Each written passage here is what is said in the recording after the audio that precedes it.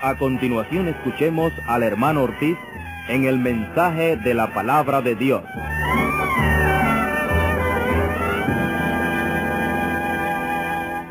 Falsos maestros.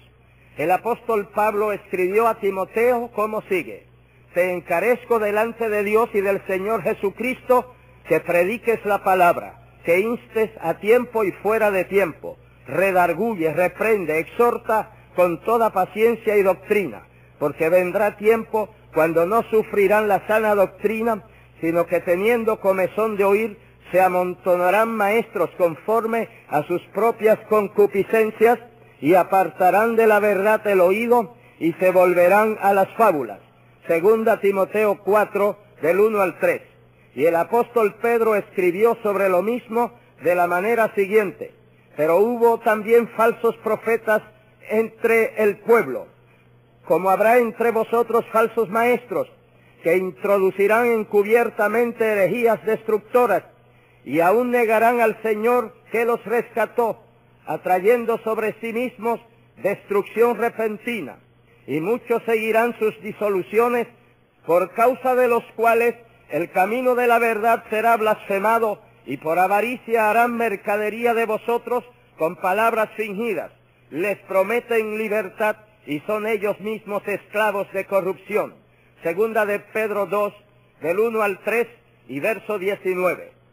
En Hechos, capítulo 17 y verso 21, dice que los atenienses y los extranjeros residentes allí en ninguna otra cosa se interesaban, sino en decir o en oír algo nuevo.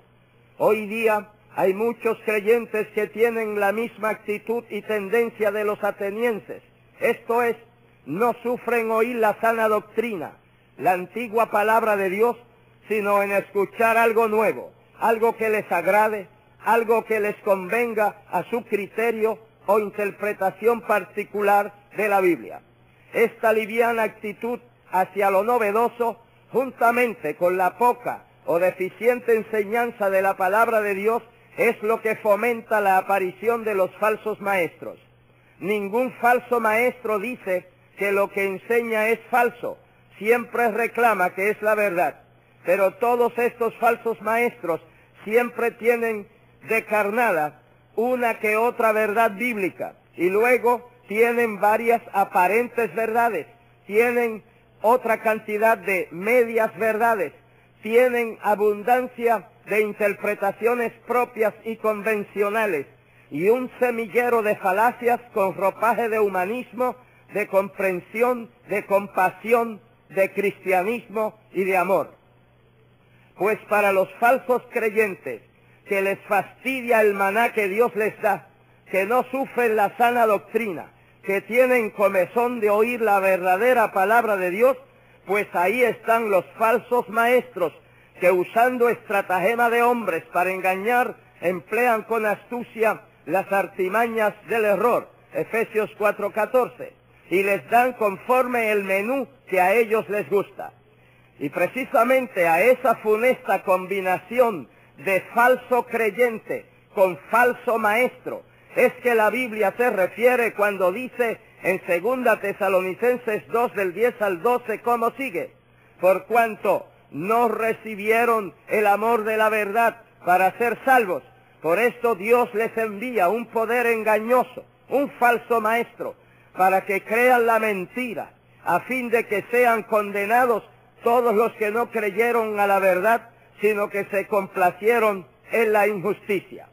Por esta razón de rechazar la sana doctrina es que en Puerto Rico surgió la llamada diosamita, y continúa su sucesor, el llamado Aarón, que se dice ser el Espíritu Santo. Por esta razón de rechazar la sana doctrina de la palabra de Dios es que hace alrededor de 15 años un conocido evangelista y predicador radial quiso poner de moda en Puerto Rico la antigua herejía de Sabelio, o sea, el unitarismo comúnmente conocido como Jesús solo, lo cual era prácticamente desconocido en Puerto Rico. y que la vistió con un ropaje de una nueva revelación.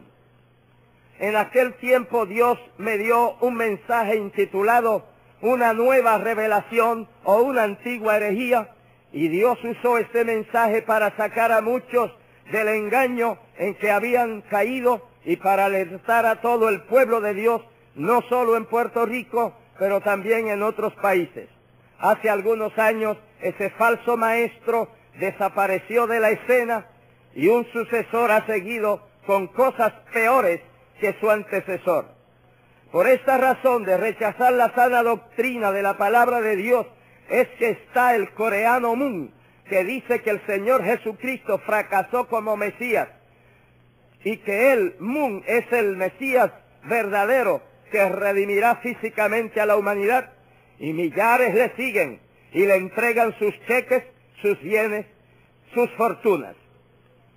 Por esta razón de no querer aceptar la sana doctrina es que Jim Jones condujo al suicidio en masa a casi 1000 personas que le seguían en Guyana.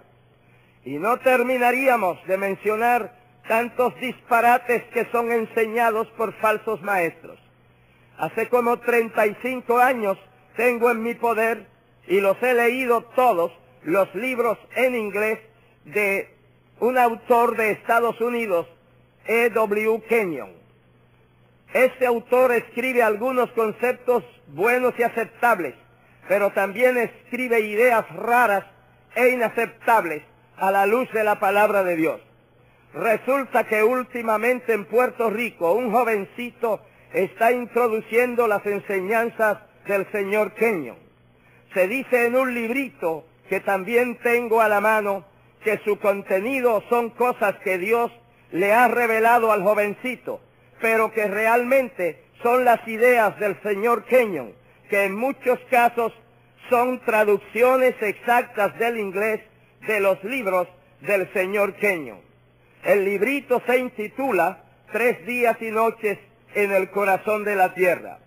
En este librito leemos y citamos: en la cruz no hubo victoria, la cruz fue el lugar de la derrota. Esto mismo escribe el señor Kenyon en su libro Lo que sucedió desde la cruz al trono, en la página 66. La idea es que la cruz fue un fracaso, una derrota. Pero la Biblia enseña claramente que por cuanto los hijos participaron de carne y sangre, él también, Jesús, participó de lo mismo para destruir por medio de la muerte al que tenía el imperio de la muerte, esto es, al diablo. Hebreos 2, 14 y 15. Claro, Cristo murió en la cruz, de modo que en la cruz hubo victoria sobre el pecado y sobre el diablo.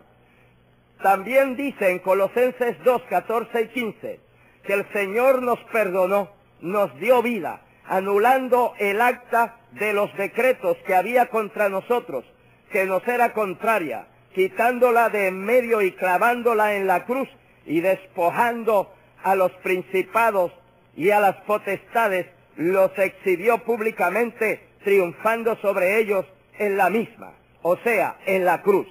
Con razón, Jesús, en una gran declaración de victoria, dijo en la cruz: consumado es. Este librito dice en la página 32 que Jesús era capaz de fracasar, o que podía fracasar. Pero el autor se corrige a sí mismo en la página 82, pues dice que Jesús no podía fracasar. Este librito dice en la página 31, y citamos: Jesús se hizo obediente a Satanás, tal como lo hizo Adán, y que al morir se entregó a sí mismo en las manos de su adversario, o sea, el diablo.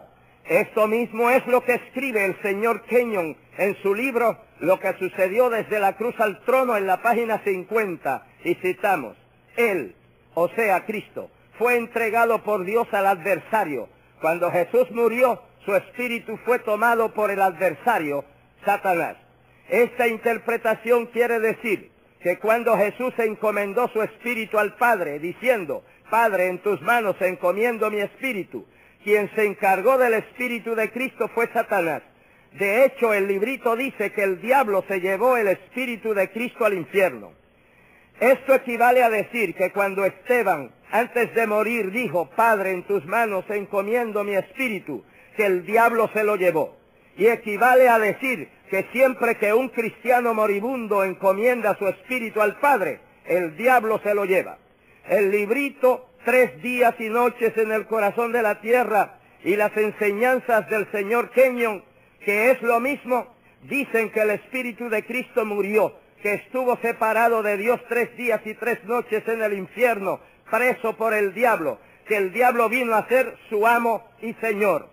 Pero el único momento cuando Jesús se encontró separado del Padre fue en la cruz, cuando dijo, Dios mío, ¿por qué me has abandonado? En esos momentos nos dice Isaías que Jehová cargó en él el pecado de todos nosotros.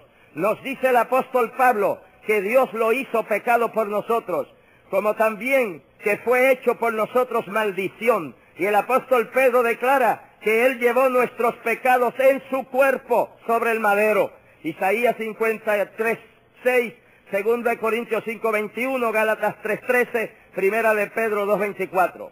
El Padre en esos momentos, cuando Jesús llevaba en la cruz nuestros pecados, lo abandonó como juez. Pues Jesús tenía que experimentar el abandono, la separación del pecador, pues Él era su sustituto en la cruz. Pero el Padre no le abandonó como Padre, pues allí mismo en la cruz Jesús encomendó su espíritu al Padre. En Efesios 4:9 y 10 nos dice que Cristo, su espíritu, descendió a las partes bajas de la tierra. Leemos, y esto de que subió, ¿qué es? Sino que también había descendido primero a las partes más bajas de la tierra. El que descendió es el mismo que también subió por encima de todos los cielos para llenarlo todo. En todo esto el énfasis está precisamente en que fue Cristo el que descendió, el que subió, el que constituyó, todo por su propia voluntad y por sus méritos y con propósitos delineados. Y no que el diablo lo llevara escoltado, arrestado, como dice el librito en la página 41. El Espíritu de Cristo descendió a las partes bajas de la tierra como conquistador. Nos dice en Efesios que fue a libertar a la cautividad, que fue a trasladar esa cautividad al cielo y al subir dar dones a los hombres. Añade el apóstol Pedro que fue a proclamar su victoria. Conquistó y condenó el pecado en su carne. Conquistó la muerte y proclamó su victoria en las partes bajas de la tierra.